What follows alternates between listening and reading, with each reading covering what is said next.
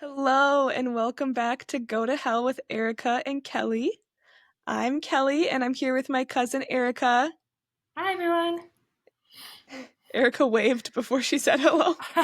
She forgot this was a podcast. We do video Anyway, we're too. also here. Yeah, true. We're also here with Anne. Anne, say hi. Hi.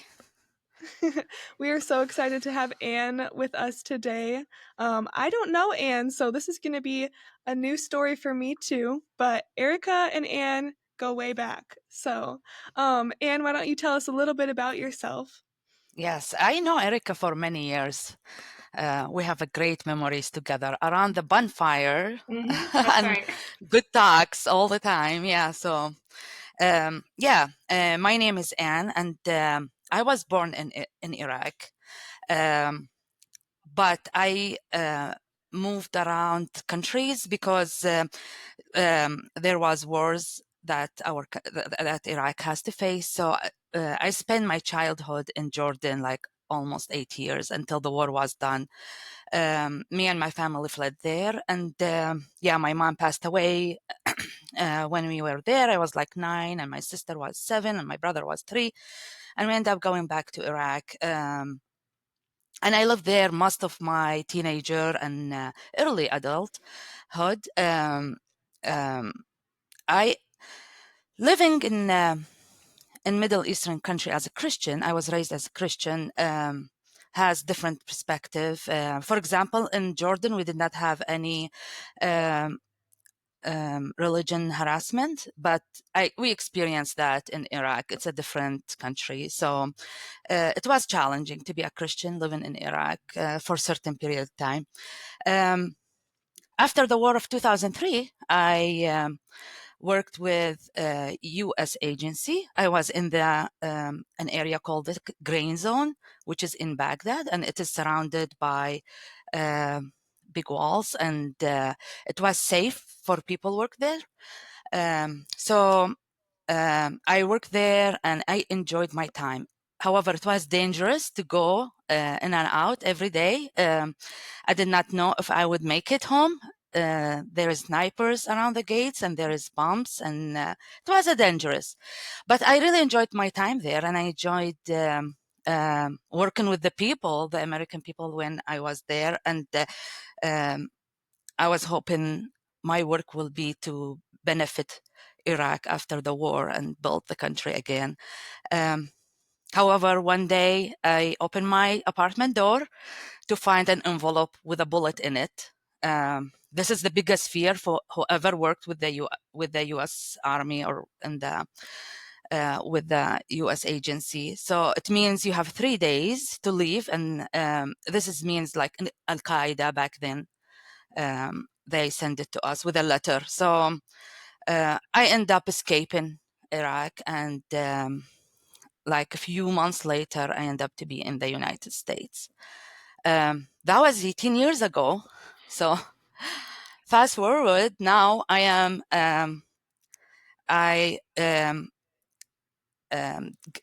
completed my education, and I have 2 children. I work as a senior accountant in large automotive manufacturer company. And God been good to me, and the life was good here. So I raised my kids to love this country. This country gave us the safety. This country gave us a land to live. They both born here, so they have the love for this country, to be a patriot and to serve others, and to still have our heritage, like the good traits in our heritage, to observe that. But in the same time, this is our home. This is our land. For fun part, for my hobbies, I love cooking. And Erica, she tried some of my Oh, cookings. yes. Many, many times. Yeah. Yes. Yeah. So good. So, yeah, thank you. Yeah. So, my hobbies, I love cooking. I sail. I love sailing. I love self-defense classes. I enjoy sparring and jiu-jitsu. I read books and I love traveling. But what my really inspire me is helping women. This is my um, the purpose of my life that God put on my heart to be like a sound for other women that they've been in certain situation, to empower them and know their self-worth. Mm-hmm. I love that. Thank you. Okay, you talking Yeah. about cooking made me Yeah. think of this, one of my favorite stories of you, Anne, and I think this will help to give like a really good picture of who you are. Okay. This is probably 4 years ago when Yeah. our friend Tammy, her daughter, was graduating from high school, and they had a huge graduation party, and Anne did all the cooking. It was incredible. The food, first of all, was amazing, but it was a Thank ton you. of food, a ton of work. Yeah. And I was helping to like transport the food from your house to Tammy's Yeah. house, and it was a whole thing. And Yeah. it was me or someone else that was like, Anne, wow, you're so nice to do this for, like, this is incredible. Like, how nice of you to cook all this food. And you go, nice? I'm not nice. I just love Tammy. And I was like, Yeah. that's it. Like, and you may not be quote unquote nice, but like Yeah. when you love people, oh my goodness, Yeah. there's nothing you won't do. And I think Yeah. that just is like Thank such a you. great picture Yeah, thank you. of who And you they are are. Italian. They are Italian family, so they have maybe 150 at least visitors that day. So Yeah, yeah, I'm happy. It big worked out. party. Yeah. Yeah, Yeah, that it was was incredible. special, special Hmm. food. Yeah, I'm Yeah. glad. It's a great memory. Look, Yes, yeah, definitely. yeah. Hmm. I love memories. I love making memories. That's all my like experience. I love to make memories with others. Yeah, that was a good party. Good food, Yeah. Anne. Yes, thank you. And it sounds like you have just so many skills. I don't know. I'm kind of in shock by all of the hobbies. Thank you. um, I'm Yeah. curious, with all of your experience and all of your hobbies and interests, I really want to know what you would send to hell. If you could. Um, Anything. yeah, I would send to hell waiting. I really don't like waiting. I'm not patient. So this is what I could send to hell. If you see my hobbies, my life is like my calendar is full all the time. This is what I'm doing, and this I can't wait. I know maybe God will need to work on me, but and I always remember the Bible verse, "Be still." And this is like I have each time I read it, I feel like a Grinch in my heart. But yeah, I wish that the waiting to go. Yeah, Yeah, sounds like you That's need some awesome. patience. I need. Yeah, I can't Mm. stay still. Yeah, Yeah, but I think we all can relate to that yeah, for sure. Yeah, we all have that little Grinch in our heart. yes. Maybe I send Oh, carbs too. I struggle with carbs. I love carbs, but I struggle with it so because I eat it a lot. I mm, love bread and yeah, all this. yeah. Oh, well, Anne, it's amazing even to just hear a little bit about your background. I'm super excited to hear more about your journey with the Lord. So, why don't you just take it away and share what's on your heart? Yeah. Um, so I had a tough childhood, as I mentioned before, just due to the war and losing my mom, and living in that environment was tough. Um, I was mad on God, especially when I arrived to United States. I got married within 1 year because culturally women cannot live by themselves. And when I arrived, I was without my family and no friends. So um, I married within 1 year to a person I did not know very well.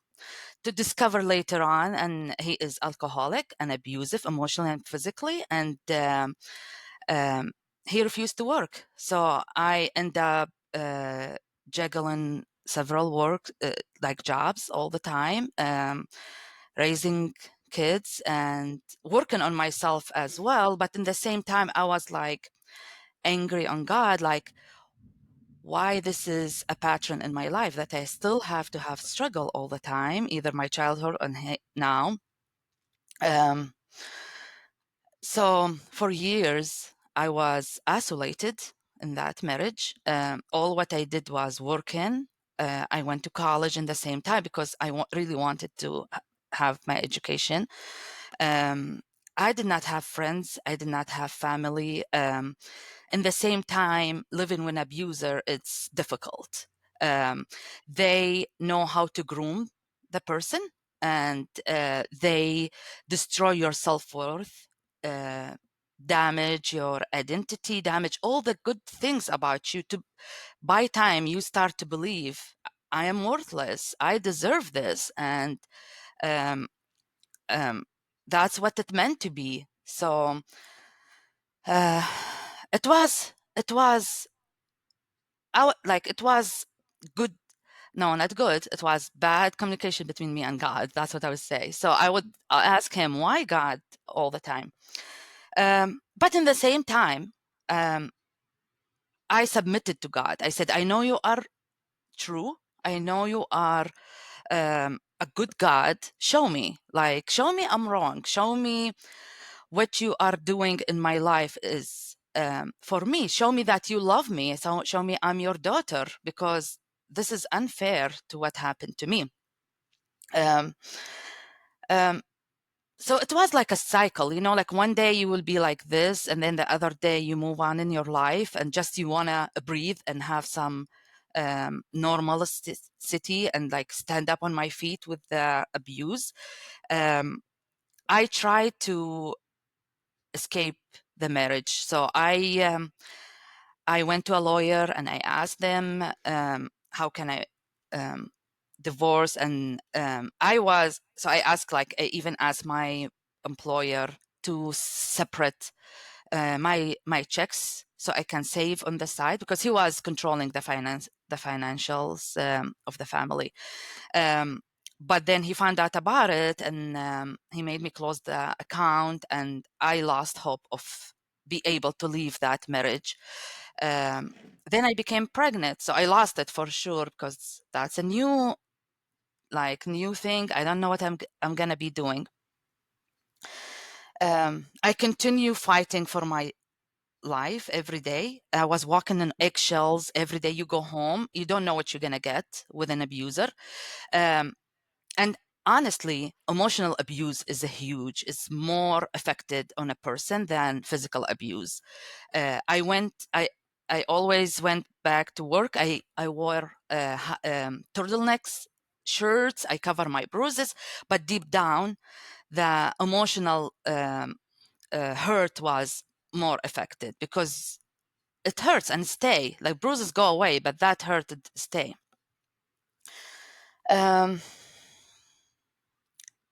After, I believe, 10 years in that marriage, one night, it was the night that I decided to leave.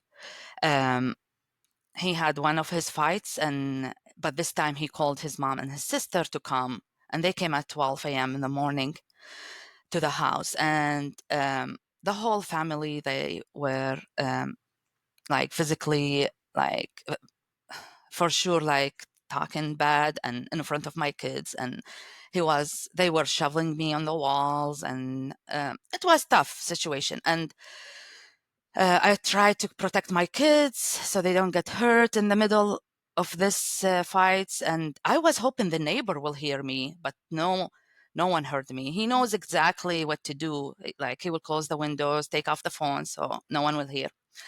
But however, that night, it was my breaking point. I fell on my knees and I prayed to God, and I said, God, this is I'm gonna go, and will be done. But my only fear is I'm losing the children in the custody, and not because I did not want him to be involved in their life, but it was not healthy to be in their life. It was not good for them. So I said, they're not going to be safe with him. So I pray for you to give me this. Like, I'm going to go tomorrow, but I'm dependent on you. And this was my really broken point. Even though before that I was in church and I took my kids to church and started to build my trust with him. But this was the breaking point, that I surrendered my whole to him. And I said, I'm walking, and like, show me, really show me. The court journey was tough, and especially to fight court with a narcissism, it's hard. It dragged for a year, and financially was very heavy. And at the end of it, it was good. Like I was damaged financially, and I was damaged in many other aspects, but I it was a winner for me. I trusted on the Lord in every step. I will go to the court. I don't know what's going to happen, but I saw God moving. He was in front of me fighting for my battles. He will put wise people in the court and in the trials, and he stood up with me. Like, he showed the lies, and he built he made me to rebuild the trust between me and him. And all his fingerprints were on the puzzle. Like now looking back, all his fingerprint on each puzzle of my story. After the divorce, it was tough as well, because you start from below zero, and it was COVID, and it was a lot of challenging, and the house market was tough to find another house, but God worked out. And we started the journey of healing. In that time, I read Psalms twice, from beginning to ending, and I was dwelling on Psalms. I love how David, he would read, why God, why? And then at the end, he submit, but you are God. And this is what heal my broken heart. This is what each time I read, I said, yes, you are, because I remember certain story. And this is how it make me feel God is good, and like how he did to me and my children. Me and my children, my two children, we went through healing and process, and I end up remarried after many years, and God put a godly man in my life, and he loves my kids. He has three wonderful kids. So I have three stepchildren and two of my own now. I saw how he raised his kids, and I trusted that he will be good, a role model and a good father for my children. And it was hard to trust again. I'm not gonna lie, but God again show his trust. He helped me to trust day by day, take it day by day. My children now, like my son, he regained his confidence, and he's doing very well in school. He is in robotic team, and he served with church all the time. He has a kind heart. My daughter, she's courageous, and she loves sport and dedicated student, and she loves boxing. Um, um, and both of them, at the end of this journey, both of them, they see how love it is, the normal love, and how respect is. My son knows how he should be treating women in his life with kindness, and my daughter knows her worth. So I go back to the story at the beginning. I said, God, why you made me go through all this? Like, why you allow this? All the suffering at childhood. If I was not trained as a childhood, a rough childhood, maybe I couldn't survive the divorce, and I couldn't survive going through that challenge and raising my kids through, because typically, even though I was married, but I was a single mom too, because he did not do nothing. I was the breadwinner. I did the house chores and everything, play dates, raising the kids. So it was tough. So almost, like, I would say 13 years of my life, I was alone with the kids. So without that training that God put me at the beginning of my life, maybe I wouldn't do the same thing that I did now. So I see his plan now. I see how he planned things and help the person on the long run in it.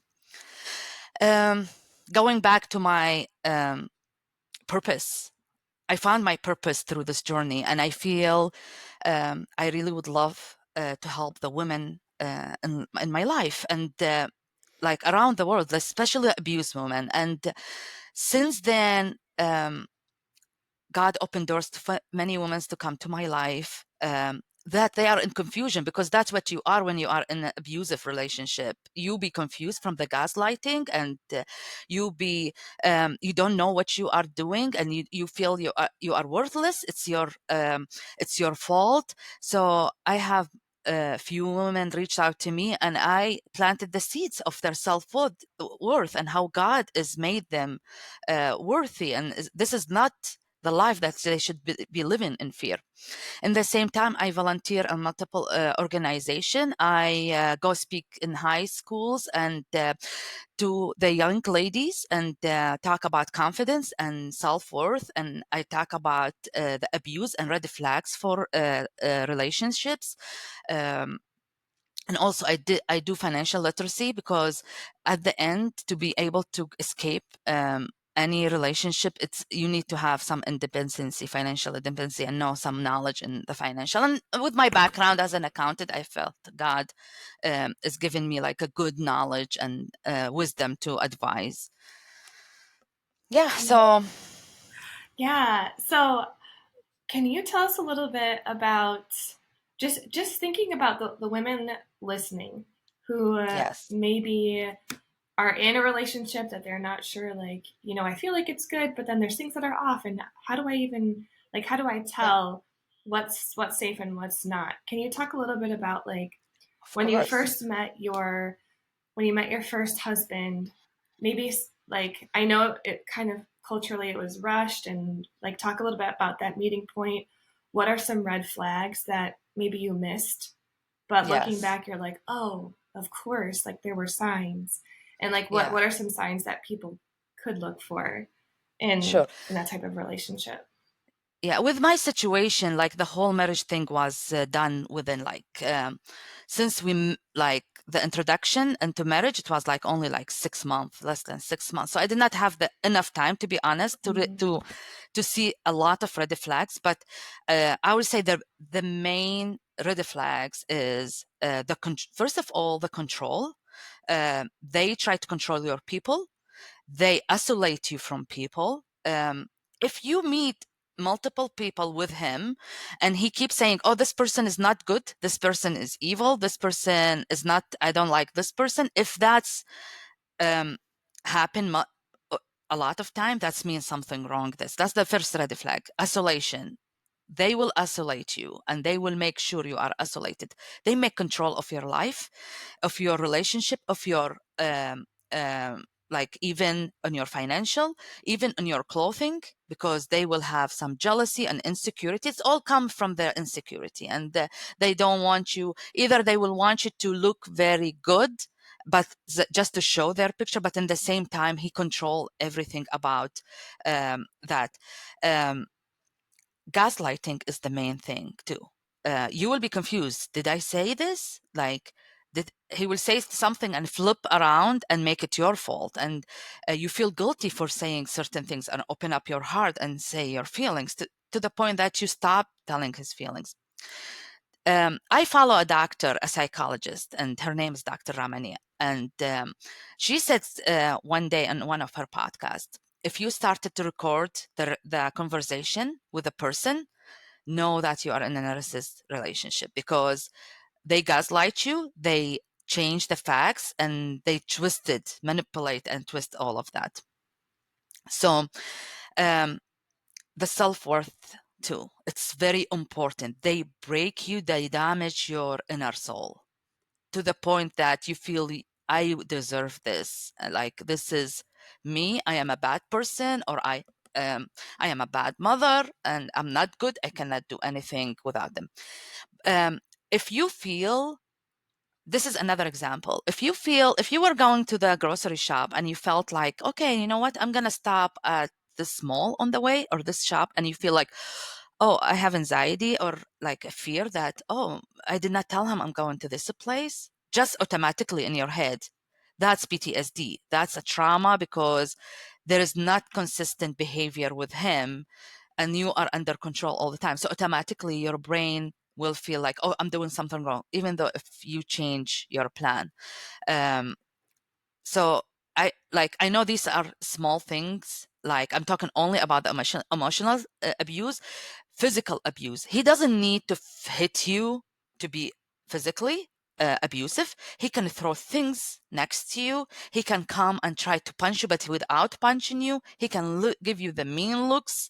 He can run after you. His voice. I'm not okay. We are all human, and we can have anger, and we can have a tough situation. Like, we go through a lot of stress, but these are not normal. And at the end, if he came to you, said to you, oh, that was your fault. If you just talked to me differently, I wouldn't be angry like this. Yeah, he is an abuser. So I wanted to tell you this. It's going to be tough to the person he know if she's going through this. And it could be a man too, because narcissism is like women and men. If you felt you are abandoned in the marriage or in the relationship, for example, they withhold affection, they give you the silence treatment, they talk about you behind the back, bad things about you. You know, this is a mental games, and this is like just to break you down. That's the only thing. So you can just be eager to go back and fix the relationship, and you feel like, I want this to be fixed. And by the way, they are very smart to pick their victims. They know exactly. They're not gonna come to someone. They always come to empathic person that that person would like to fix the world and have empathy. They are driven to those type of person because they thrive on taken. It's like all about self-centered and all about them. So yeah, there is a something called energy vampires. So that's what they are. They take all your attention, all your energy, and all what they can to live off you. Yeah. Yeah. So, with you being like growing up Christian, then were there moments like, was your husband also calling himself a Christian, and did he ever try to play like mind games with you from a faith standpoint of like, Oh no, yeah. Christians Yes. don't do this, like Yes. you must not love God, like, Yeah. yeah. Yeah, this is a big part of it, that I stayed in that marriage like for too long. Like, part aside of it, it was the fear to leave and the control. I couldn't leave, but like another main element, I felt I cannot leave the marriage because as a Christian, we don't have a divorce like in our, like when you married is for death, you know.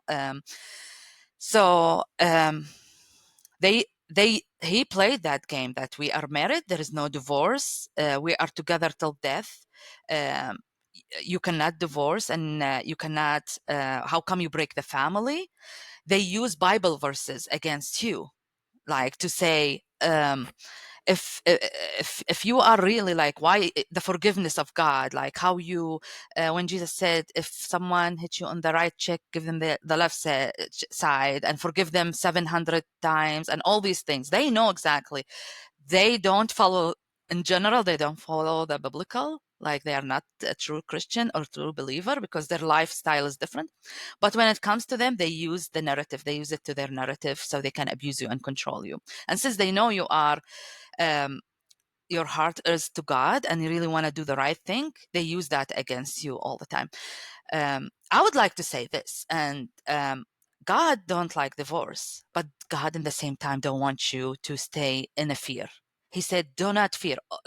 The world do not fear was mentioned in the Bible many times. And the word itself, that you live courageous, guard your heart, guard yourself, you know, that God always in the Bible said, you are self-worthy. I made you complete. I made you to be loved. And I want you to live in a normal situation and not to be treated bad way. So this is a different side, but this can be used by abuser. Like, unfortunately, they use the Bible verses to play games with you and against you. Mm-hmm.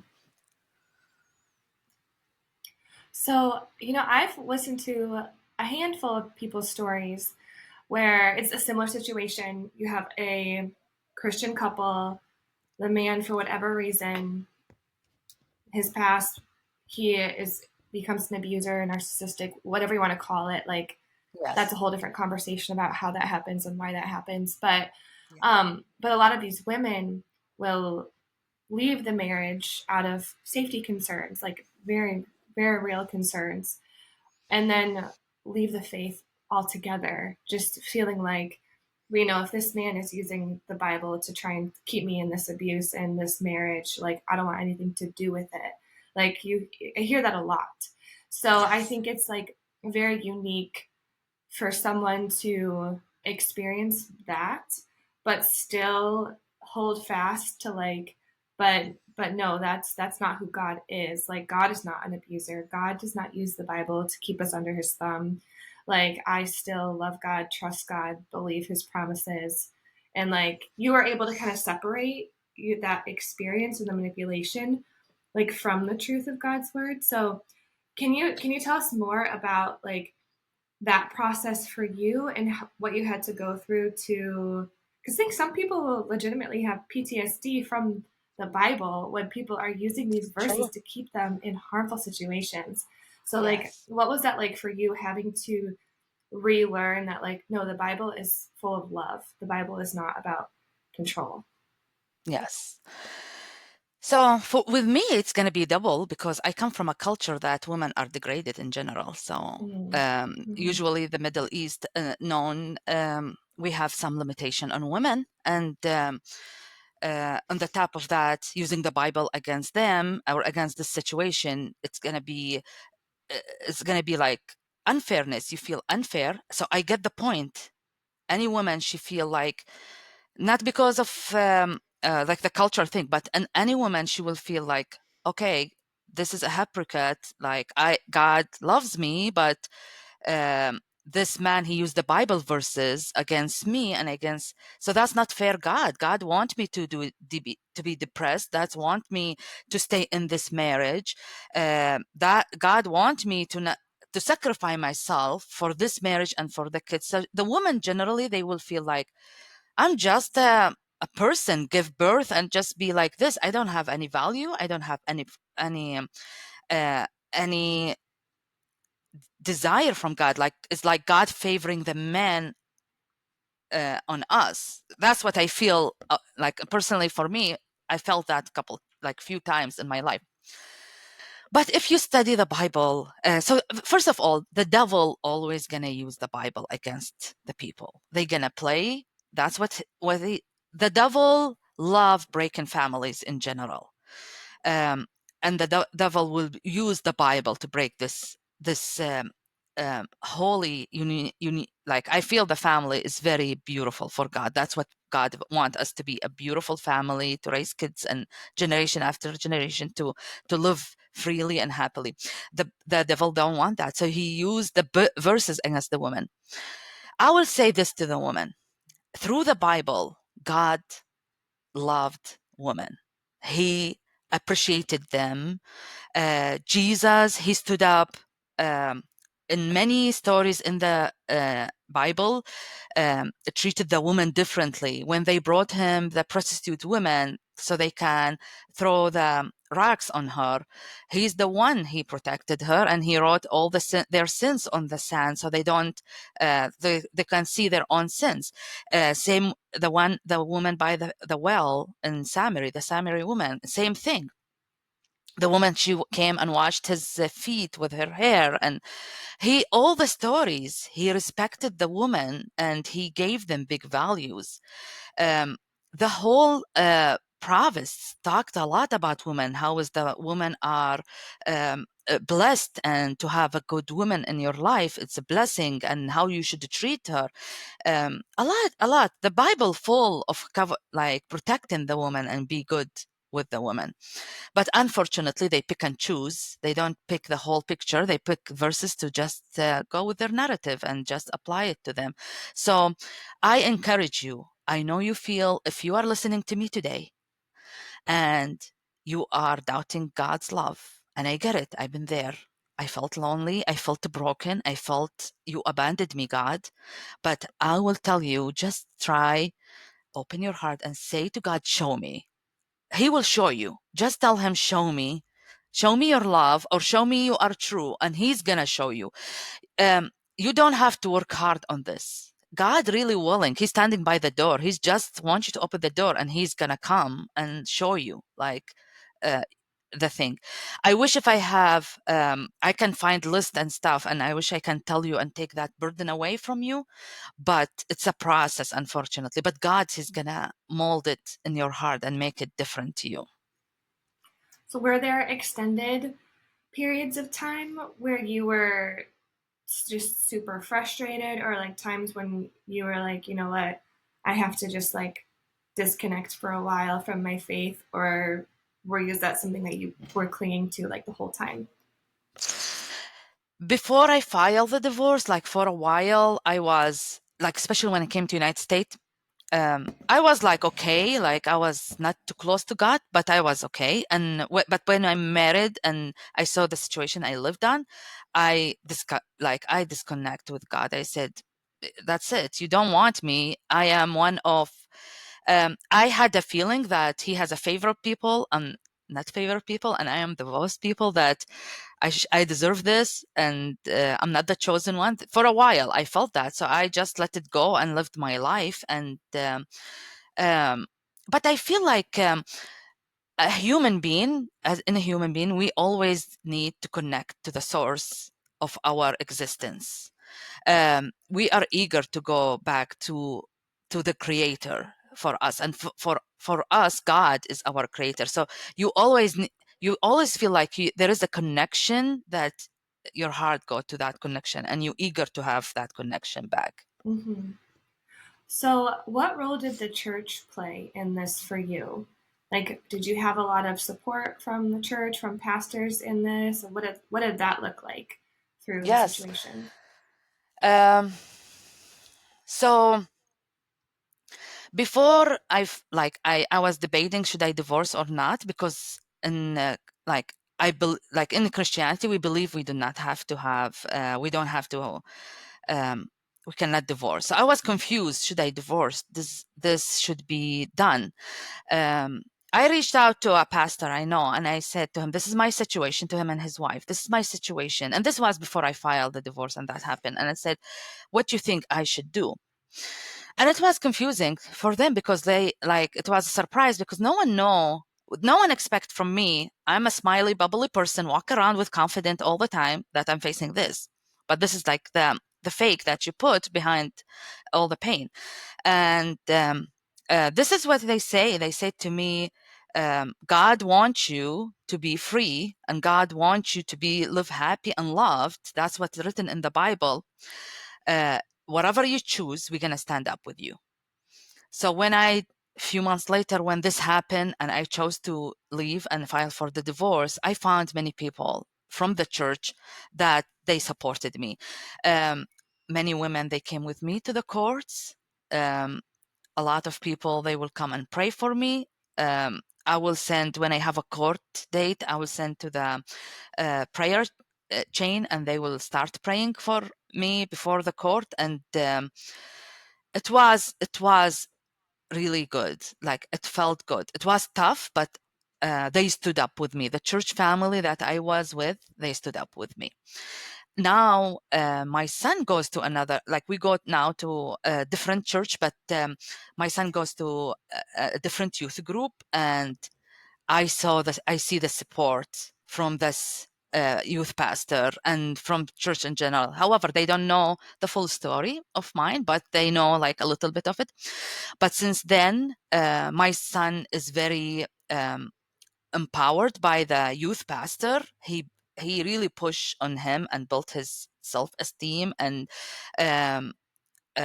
like support them and lead them in good.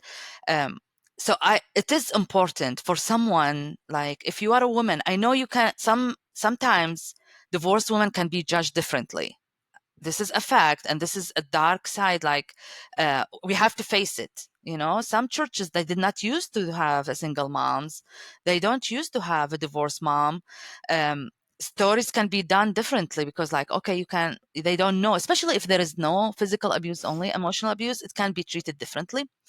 But I encourage you to have that support. the churches in general, the right church will support you and will stand up with the woman that's going through that hard time. Mm-hmm. What advice would you give for, like, the pastors that you were speaking with very much Yeah. believed you and supported you?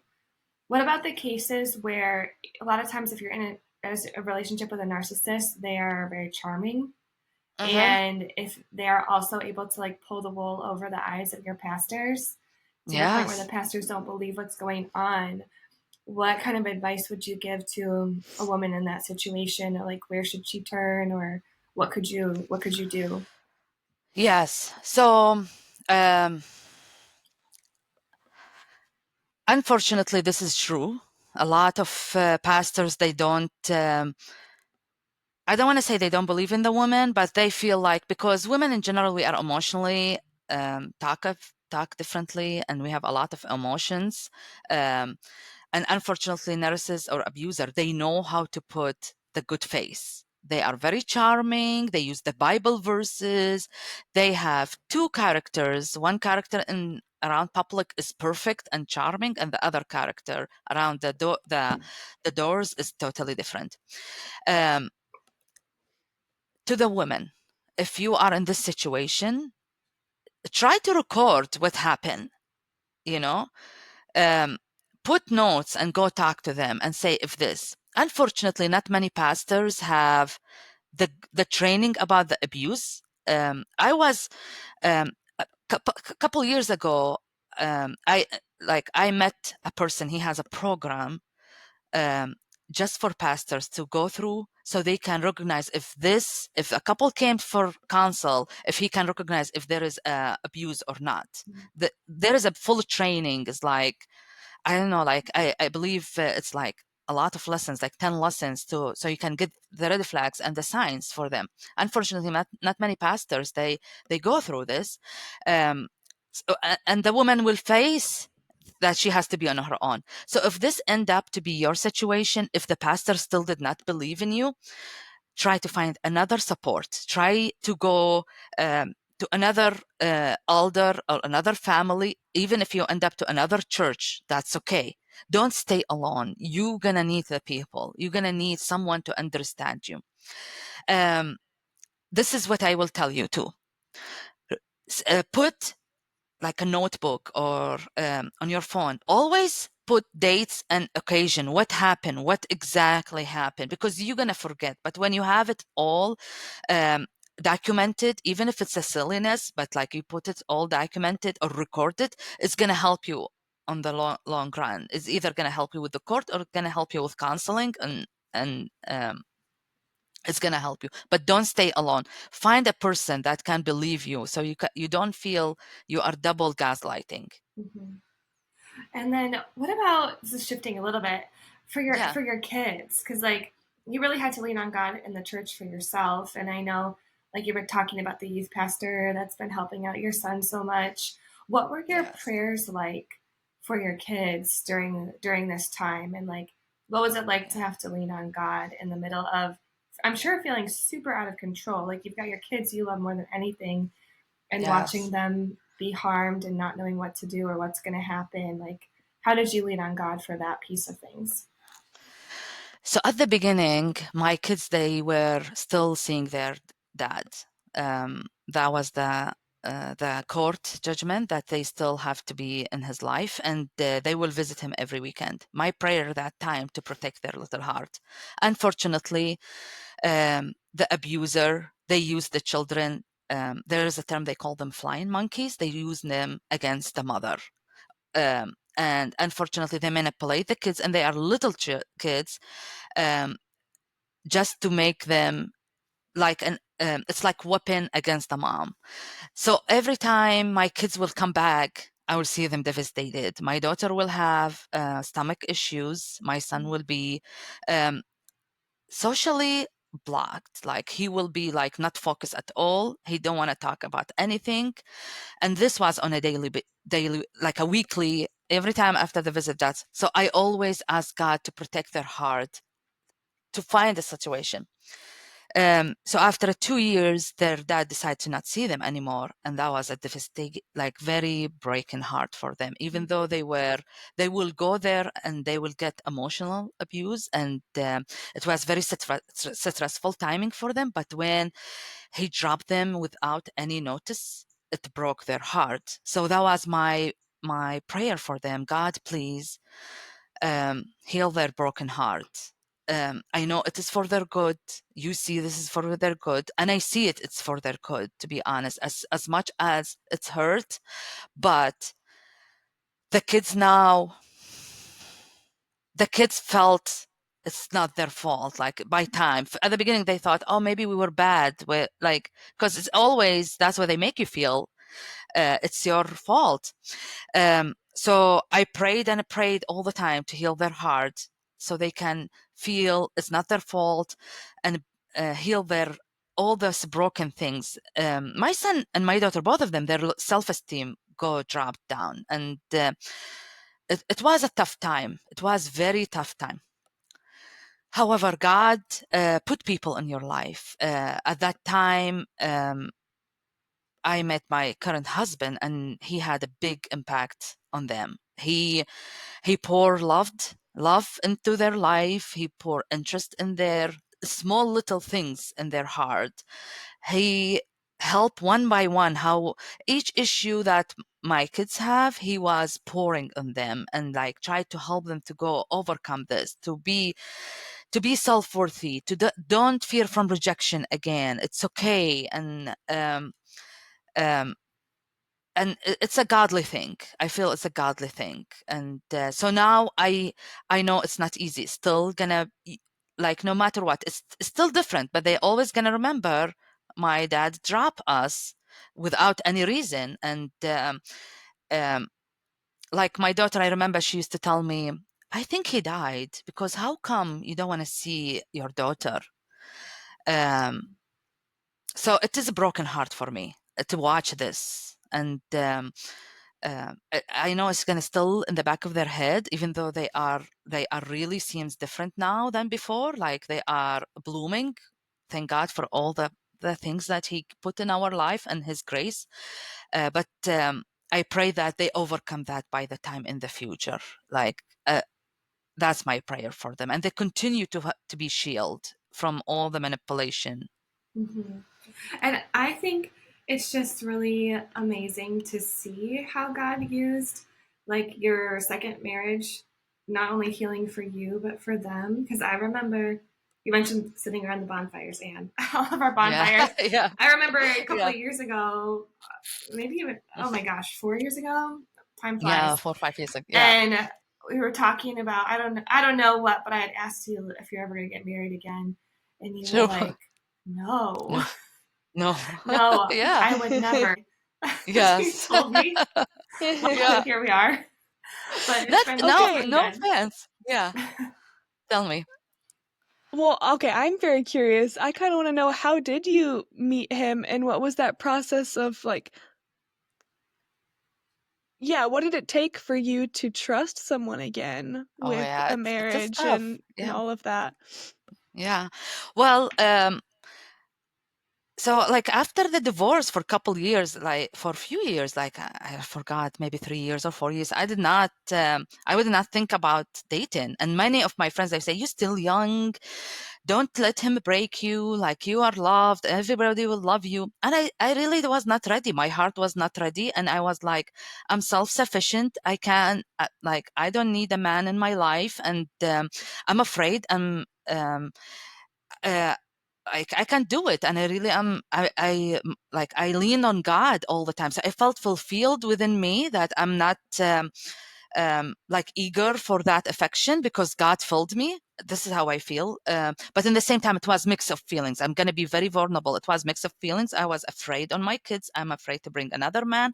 Also, I am from different culture. I don't know how I'm going to be reacting. Like, we have different, I don't know, the background is different. No one might understand why I do certain things certain ways. So I said, I even one day downloaded the one of dating app for like maybe 1 hour, and as soon as then the message came in, because my friend tell me put download, and I had anxiety. I delete the app and I said I'm not gonna do it. So I felt something like eagerness in my, like I was fulfilled, but I felt something missing. So I always said to God, God, if you want me to be with someone, bring him to my life. I'm not gonna put dating app, which is I'm not against dating app. It's really good. It just in my situation, it was not the thing that I could rely on. I had fear from it, or anxiety. But I said, bring him to my life, and I really want him to be a godly man, have a serving heart. This is what I meant, because I really love serving people. So I wanted someone to serve with me and understand why I'd like to do these things. And he showed up on a Mother's Day. I was visiting a friend of us, and he showed up visiting that friend, and we say hi, and like that's it. But then after that, he started to show up on the bonfires with Erica and everyone else, and we had the family friends. They do a worship nights with Edith, My sister. Erica. Yes, and we will go there, and it is in ashram, and it is a beautiful night, and they will do it outdoor or indoor, and we will go and worship God for like 3 hours, and beautiful songs, beautiful music, and people multiple nationality will come. One night I remember we have like a Spanish and Arabic and other languages worship songs. So anyway, so he started to show up there, and we connected. We became friends because like his background story is similar, kind of similar, like not in abuse, but in different way. And his marriage ended up in a bad way, not his fault. So we connected. Uh, we started to go walking in the park, and just for friendship, and just because we share the same pain and same heartbroken. And it was one day when he said to me, it's not your fault. It's not my fault what happened to us. And this was the connecting point. I felt he understands me. And I started to open up my heart a little bit to that relationship. I was very afraid. Am I ready? Am I gonna miss another red flag? Or now I have kids. It's not only by myself. I feel if I was single, maybe I would do more, like be more okay with it. But I was more careful.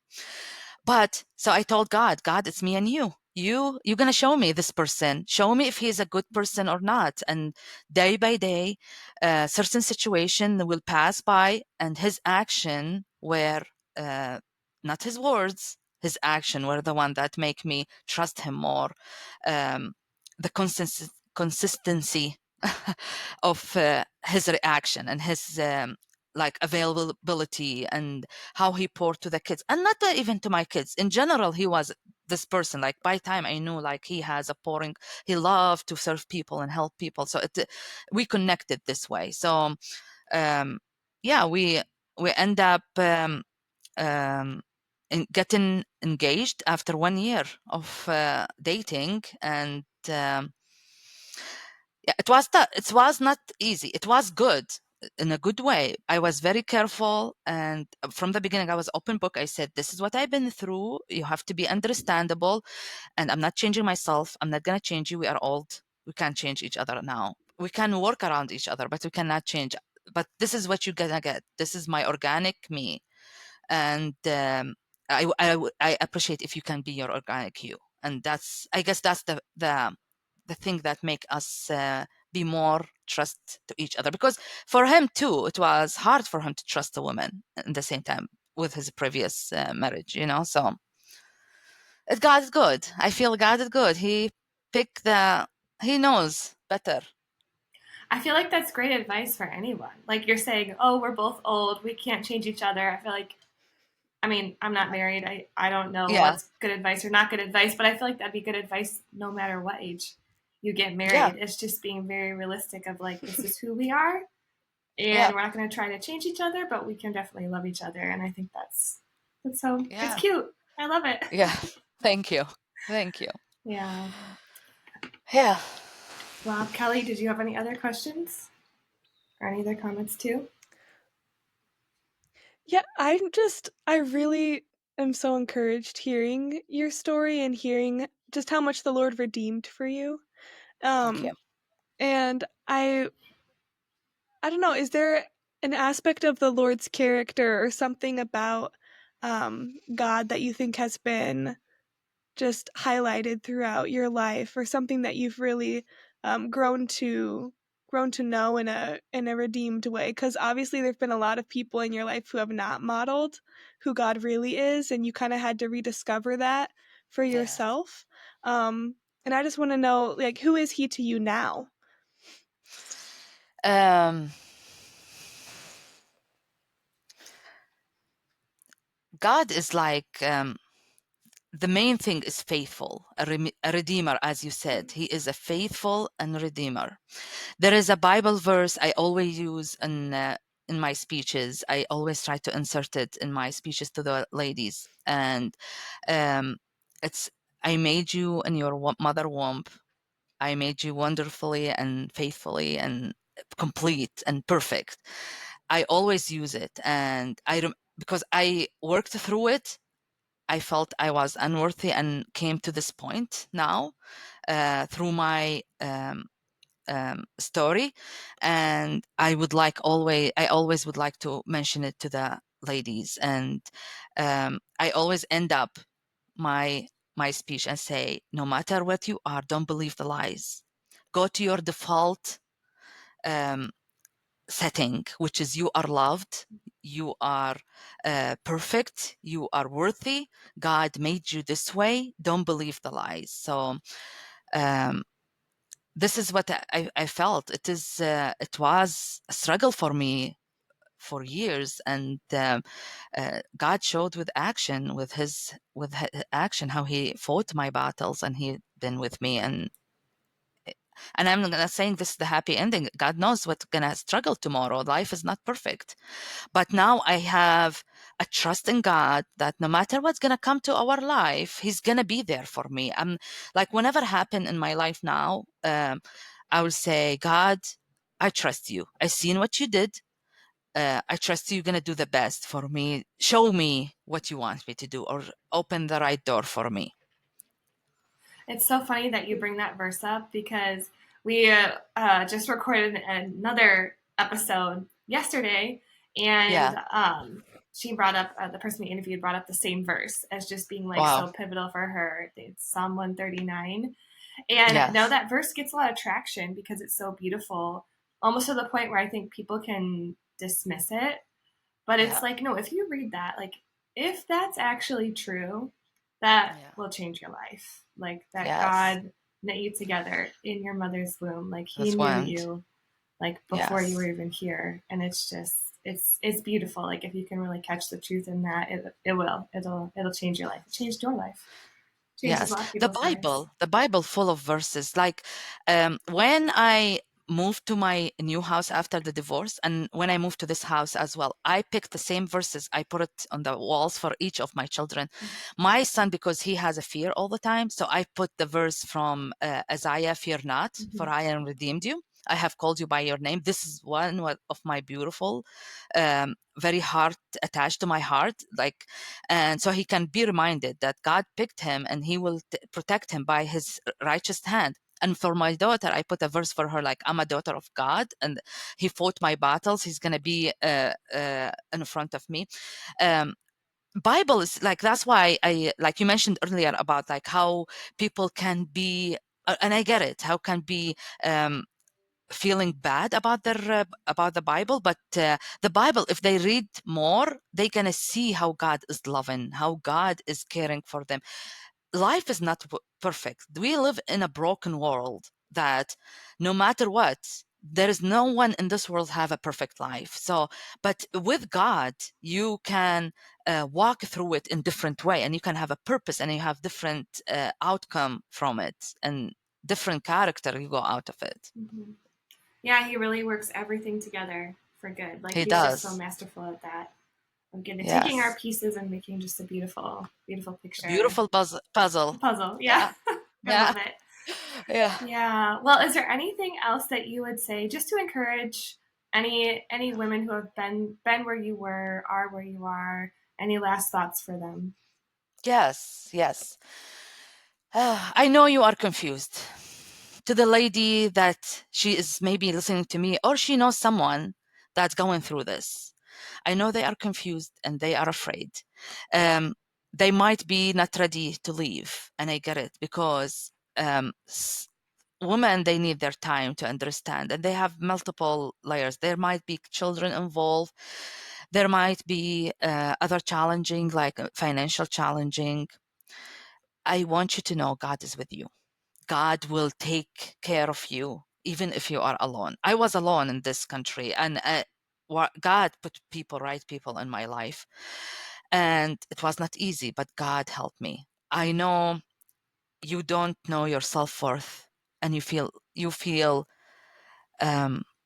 you are worthless, and you are broken, and you are not good person, and He built the person in your life, made you believe that. And maybe it's not one person, maybe your childhood was broken, and someone else in your life led you to this.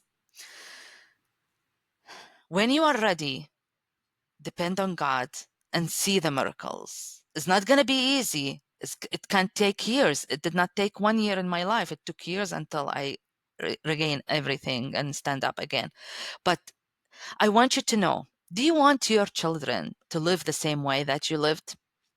Do you want your daughter to feel, oh, well, my mom did it. My dad hit her all the time, so it's okay if my boyfriend hit me. Do you want her to be this way?